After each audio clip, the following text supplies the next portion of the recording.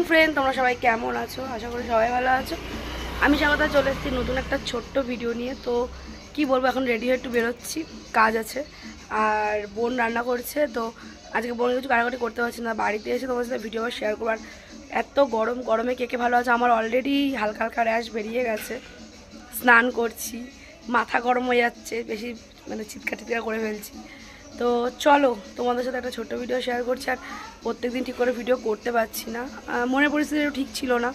চলো দেখতে থাকো, সাথে থাকো। মর্নিং ফ্রেন্ড, তো আগের দিন তো ভিডিওটা স্টার্ট করে আর করতে পারিনি, গলার অবস্থা খারাপ। আর মাথায় তেল দিয়েছি কেন, গরম পড়েছে। কালকে ঝড় হয়েছে, ঝড় বৃষ্টিতে মানে ঝড় হয়েছে, তুলপাড়ান কারেন্ট নেই।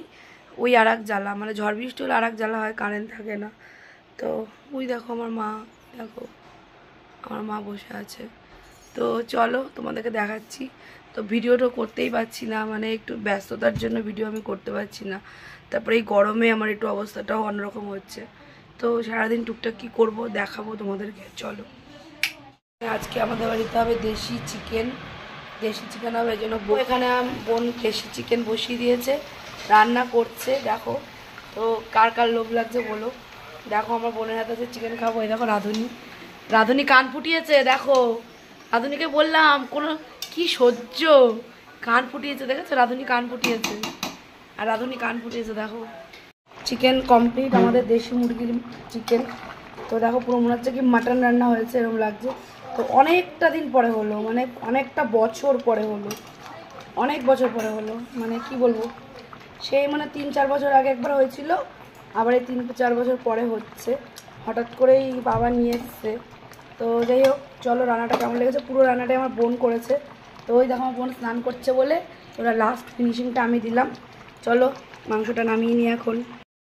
তো দেখো ফাইনালি দেশি মুরগির মাংস হয়ে গেছে, লাল লাল ঝাল ঝাল। তো কেমন হয়েছে তোমরা কিন্তু অবশ্যই কমেন্টে জানিও। দইয়ের হাঁড়িতে এখন দেবো জল, চলো। হ্যাঁ, তো দেখো কারেন্ট নেই, তো এই যে কালকে দই আনা হয়েছিল, দইয়ের হাঁড়িতে এখন একটু জল দেবো, এই কাঠবিড়ালিগুলোর জন্য জল দেবো। আমি হচ্ছে আরও কটা ভাড় আছে, সেগুলো তো রেডি করবো। এখন গিয়ে জলটা দিই, কেন না দিলে হবে না, গরমে প্রচুর গরম। তো দেখি কোন জায়গাটা দেওয়া যায় জলটা, যেখানে কাঠবিড়ালিগুলো এসে খেতে পারে, কারণ ওরা জলের জন্য খুব দাপড়াদাপড়ি করছে। ঠিক আছে, রান্না করে চলো। টলটলে জল, দইয়ের হাঁড়িগুলো ফেলবো, ভালো করে ধুয়ে নিয়েছি। দিয়ে এই জায়গাটা একটু এখানটা দিই, জলটা এখানে দিলাম। দেখি এই কাঠবিড়ালিগুলো যে গাছ থেকে নামবে, ওখান দিয়ে পরে এসে দিয়ে গেলাম, যখন ইচ্ছে ওরা এসে খাবে। আর একটু পরে খাবার দিয়ে যাবো এসে।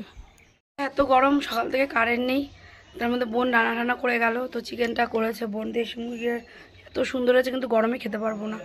একটা টেস্ট করেছি, আর এখন সব কাঁচা ধোয়া করছি, কিছুটা ভিজিয়ে রেখেছি। তো কাঠবিড়ালিদের একটু পাখিদের জল দিয়ে আসলাম।